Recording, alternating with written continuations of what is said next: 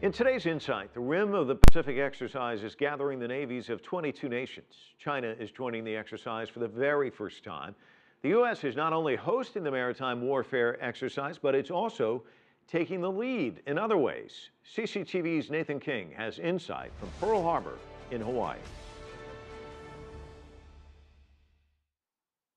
As the big exercises get underway here, one fact becomes obvious: the overarching dominance of the US Navy in this part of the Pacific.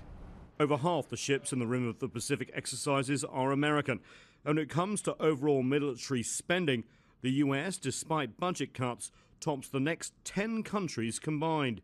And that's not counting the money spent by its allies on US weapon systems.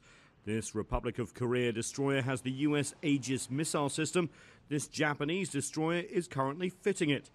And US allies from Japan to Australia are committing billions in upgrading and integrating their systems with the US Navy. The sheer size of the RIMPAC area operations means there's also a rare opportunity to test missile systems. This Singaporean ship will be firing their Aster missile, and it's a big deal for them. We don't get to do it very often. There's not a lot of space in our local region, so when we come here, we actually have the range afforded us by the US.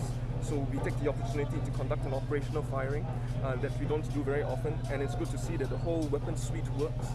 It's not just the large ships that show US naval dominance, it's the smaller ones like these. We're on board of the deck of a Coast Guard cutter. But it's not just defending the US coast. Ships like these can travel 12,000 nautical miles. It's been off the coast of Malaysia, the Philippines, and all the way up to the Arctic Circle. Captain John McKinley commands the Weishi. He says this Coast Guard boat often enforces international law, whether it's drug busts in Central America or stopping illegal fishing in Asia, and anti-piracy operations.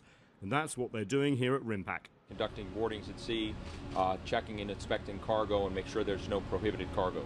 This ship will train alongside all 4 Chinese vessels at RIMPAC over the coming days. The US Coast Guard is used to operating thousands of miles from the US coast for many weeks at a time, a capability their Chinese Coast Guard counterparts are also developing.